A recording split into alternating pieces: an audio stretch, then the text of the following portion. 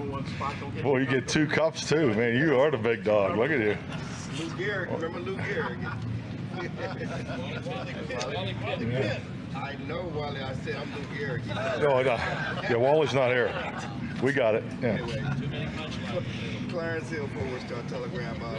We've talked a lot about the offensive line, defensive line, but the running game looked like it had a pretty good day yesterday. Can you talk about the running back and how the line did yesterday? Yeah, definitely. I think our young linemen are, just getting a feel for it, and today will be the last, install. So we'll have a new run game focused today, but I think it's pretty natural. You always see the pad level and the combination blocks and thing. It takes a little while to come together, and I thought our backs did a really good job being patient, and I think our backs are doing an exceptional job in pass protection. So, yeah, we definitely had a better day in both those areas yesterday.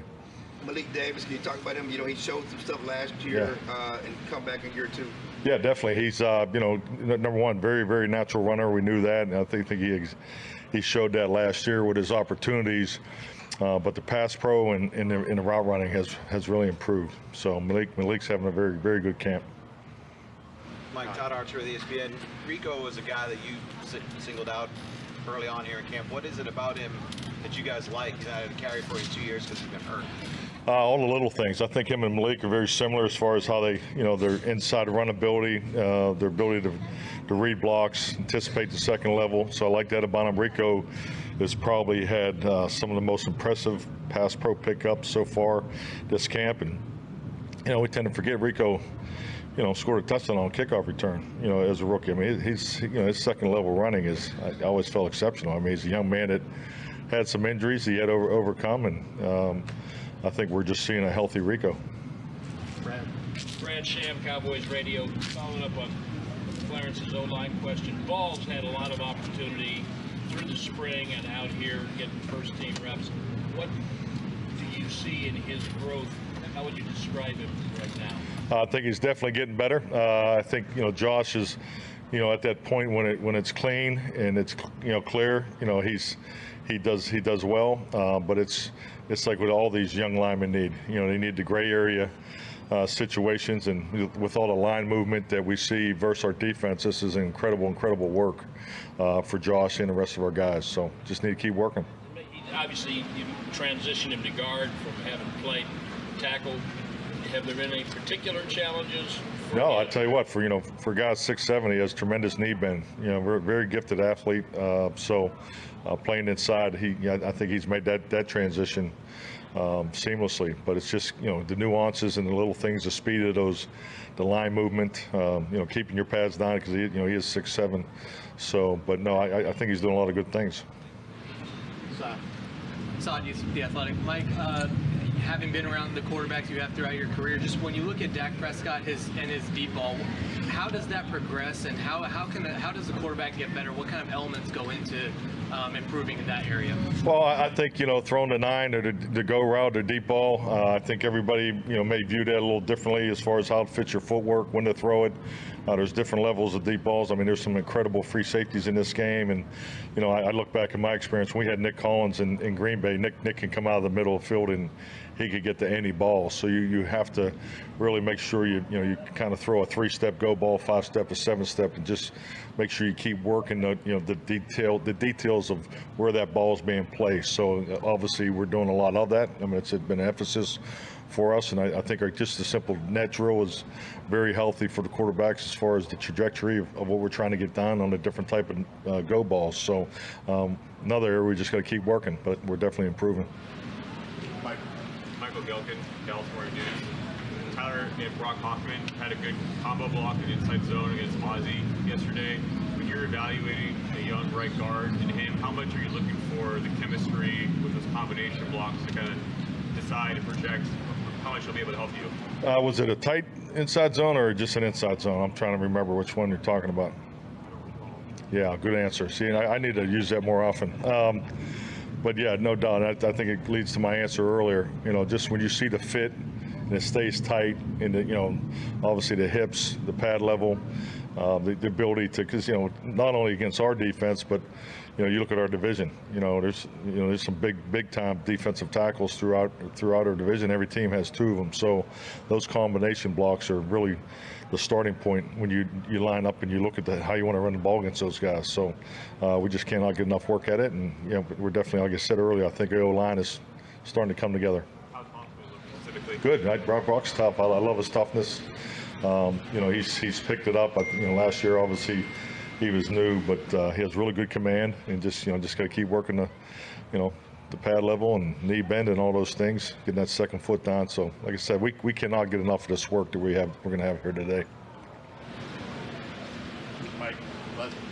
Mike Leslie, WFA. Coach Tyler Smith, now that you guys are a good number of fully padded practices in, what are your expectations for him in year 2, and then how much is his position flex useful for what you guys need? I mean, Tyler's just keep playing. I mean, I think that the opportunity to train the 2 positions, I mean, he's knocked that out of the park. To line up and play left tackle your whole rookie year, and then spend probably 50-50 of the time at guard and tackle, and now exclusive at guard.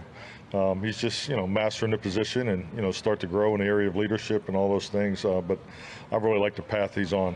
Because he does some incredible things, freakishly. He had a block in it was a 9-on-7 yesterday. You just don't see every day. So he has that kind of ability.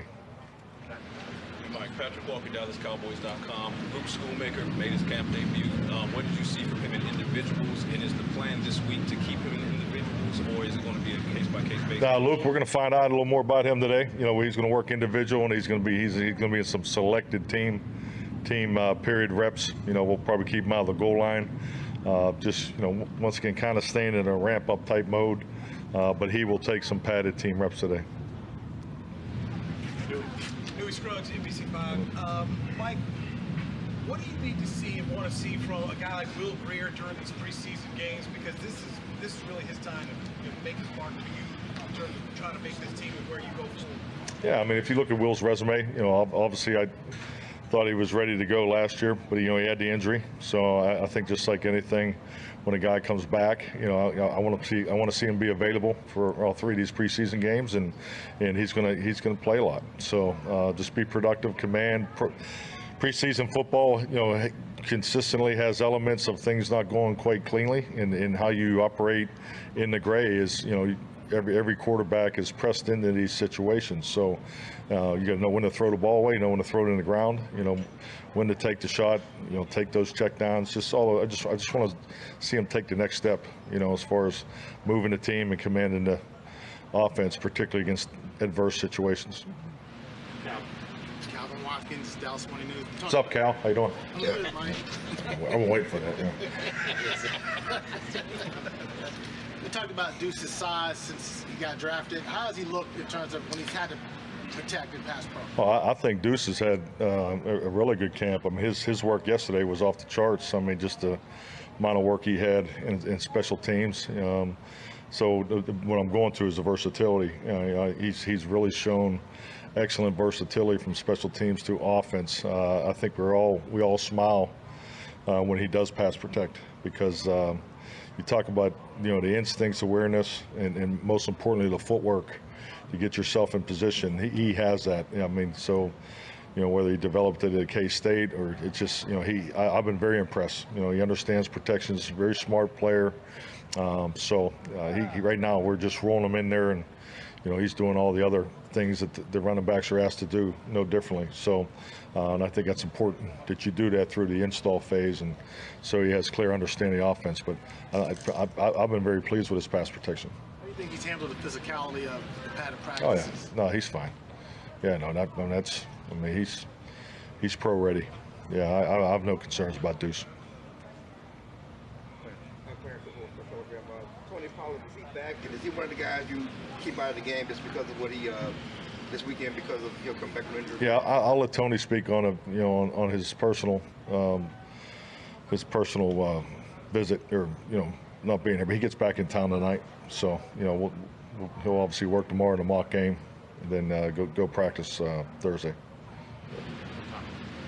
Mike, with CD, was that a day off yesterday for him? And when you get to this point in camp, how much are the GPS numbers taken into account on guys when it's, and how do you balance that with age and experience? Well, I mean, that's all part of it. I mean, it's something, you know, every one of these drills, you know, they have the GPS on, so we have a GPS meeting every night, go through every player, you know, look at the last week.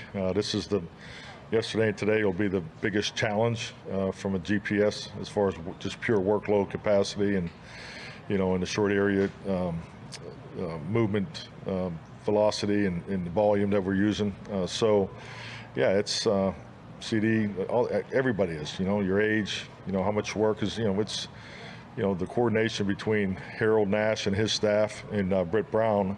You know, we feel like we have a very good understanding of, you know, where every guy is and what he needs to get ready. So, you know, that's a nightly conversation. Nick Harris, DallasCowboys.com. Coach, it seems like every day we're talking about a different rookie in this class who's done well out here. Has there been a specific approach that's been different about this group, or what have you liked overall? Well, I think you just got to give the rookies and the coaches a lot of credit. I mean, we've always, you know, catered everything we do to the rookies. You know, it's the old teaching approach where you always make sure you teach to the lowest guy in the room, and it's, you know, frankly, it's really the backbone of draft and develop. I mean, you have to develop these draft classes. I mean, you're never going to have the roster depth that you need to go win a championship in this game if you don't develop your draft class. So, and that starts the day that they arrive. You know, with the rookie orientation, it's really a similar process that, you know, I've used throughout my whole head coaching career, but it's all about that draft class, and this is an excellent draft class. I mean, there's not too many meetings whether I'm talking to security, you know, talking to the weight room, you know, talking to the, you know, any type of support staff. They feel this is the best draft class that we've had of the last 4 years, just as far as their professionalism, their approach, and, you know, I think our rookies will definitely make an impact this year.